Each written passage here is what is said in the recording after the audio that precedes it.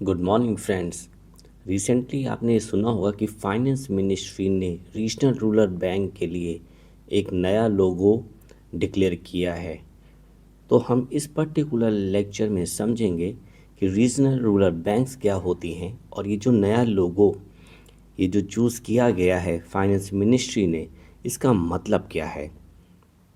देखो, regional rural banks नाम से ही पता लग रहा होगा कि these banks are dedicated for the development of the rural areas. तो ये जो सिंगल लोगो अभी इंट्रोड्यूस करा गया है, it is the strength of identity and the visibility of the regional rural banks which are serving for the rural communities.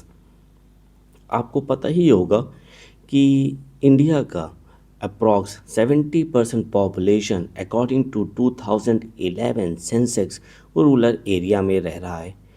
तो इस area को डेवलप करने के लिए, इस एरिया को ग्रो करने के लिए आरआरबीज बहुत इम्पॉर्टेंट रोल प्ले करती हैं। तो ये जो रिसेंटली जो लोगो लॉन्च किया गया है, इसमें दो कलर्स हैं, एक है डार्क ब्लू और दूसरा है ग्रीन। डार्क ब्लू ये बताता है फाइनेंस एंड ट्रस्ट, जबकि ग्रीन ये बताता है लाइफ एंड ग्रोथ। अब आपको ये जो कॉम्बिनेशन जो कलर्स का दिख रहा है, डार्क ब्लू और ग्रीन, अब आपको इसका मतलब भी समझ में आ गया होगा। तो ये जो कलर्स हैं, ये दोनों एक साथ ये रिफ्लेक्ट करते हैं जो मिशन है आरआरबीज का, to promote the financial inclusion and rural development. Inclusion का मतलब होता है सबको एक साथ बराबर का मौका देना और सबको एक साथ लेकर आगे चलना, ताकि ग्रोथ और डेवलपमेंट हो सके सबका एक साथ। फाइनेंस मिनिस्ट्री ने जो नया कॉमन लोगो जो डेवलप किया है, इसका एक इम्पॉर्टेंट ऑब्जेक्टिव है, वो है वन स्टेट वन आरआरबी। आपने ये टर्म बहुत बार सुना होगा, जैसे कि one nation one election, one nation one police uniform. वैसा ही कुछ यहाँ पर भी आप देखने को आपको मिलेगा, that is a one state one RRB, ताकि आरआरबी को कंसोलिडेट करके इफ़ेक्टिवनेस इसकी बढ़ाई जा सके। तो 26 आरआरबी को मर्ज किया गया across 11 states and UTs are there and now leaving the 28 RRBs nationwide. तो जो नया लोगो है ये बताता है trust, growth and the rural development. तो ये बहुत इम्पॉर्टेंट पॉइंट है यहाँ पर। देखते हैं अब इंडिया में आरआरबी का ग्रोथ कहाँ से हुआ। देखो, आरआरबीज जो हैं गवर्नमेंट ओन्ड कमर्शियल बैंक है। ये जो पर्टिकुलर कॉन्सेप्ट आया था, ये 1975 में नरसिम्हा कमेटी बनी थी ऑन द रूरल क्रेडिट। तो उन्होंने ही रिकमेंड दिया था कि गवर्नमेंट को आरआरबीज को इस्टेब्लिश करना चाहिए। तो इनका जो मेन एम है, to provide the banking and the credit facilities for agriculture and rural sectors, ताकि रूरल एरिया और एग्रीकल्चर एरिया में जो लोग रह रहे हैं उनका ग्रोथ हो सके और उनका डेवलपमेंट हो सके। तो इनके रिकमेंडेशन को माना गया और 1975 में थ्रू ऑर्डिनेंस इसको इशू करा गया। बाद में रीजनल रूरल बैंक एक्ट 1976 भी पास हुआ।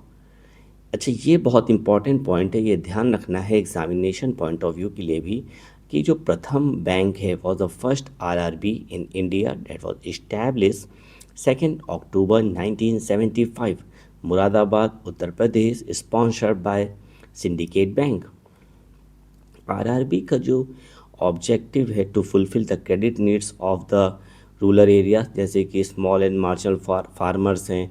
अब किसी को इसे ट्रैक्टर लेना है या सपोज़ किसी को सीड्स लेना है या फर्टिलाइज़र्स लेना है, तो स्मॉल जो लोन से क्रेडिट प्रोवाइड कर सके। एग्रीकल्चर लेबर्स भी हैं, उनको भी अगर छोटा मोटा अगर सपोज़ कोई अपना काम करना है या कुछ एग्रीकल्चर एक्टिविटी करनी है तो उसको भी क्रेडिट प्रोवाइड कर सके।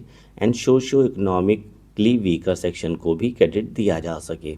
यहाँ पे आरआरबी ने सेटअप किया priority sector lending target of the 75% of the total outstanding advances for RRBs. तो इससे ये पता लगता है कि आरआरबी को कितना इम्पोर्टेंस दिया गया है।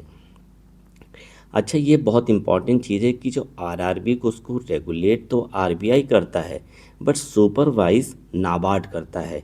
नाबार्ड का जो पूरा नाम है national bank for agriculture and the rural development. तो ये एक इम्पॉर्टेंट पॉइंट है, इसको भी ध्यान रखना होगा। आरआरबीज जो सेटअप है, it is the sponsored by the central government, state government and commercial banks. तो लेकिन यहाँ पे थोड़ा जो परसेंटेज है शेयर्स का, उसको ज़रा देख लेते हैं। सेंट्रल गवर्नमेंट का जो स्टेक है रहता है आरबी में, that is a 50%, state government का 15% एंड 35% का कमर्शियल बैंक।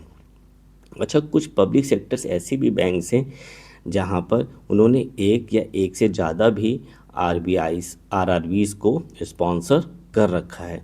तो ये जो सोर्स ऑफ फंड आता है आरआरबीज में, यहाँ पर इनका खुद का भी फंड होता है, even also deposit borrowing from the NABARD and also the sponsor bank and other sources are there, जैसे इंक्लूडिंग द सेबी है, ठीक है, and the national housing banks.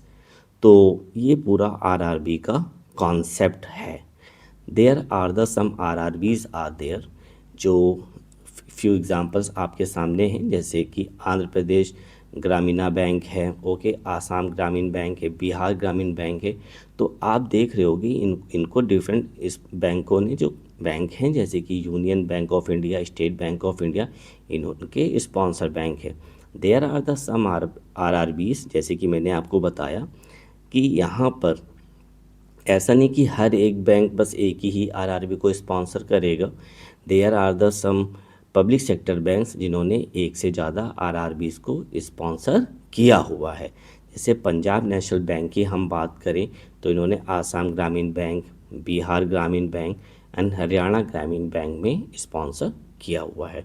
Okay, this is the list of the few more RRBs. So hope ये topic आपको clear हो गया होगा।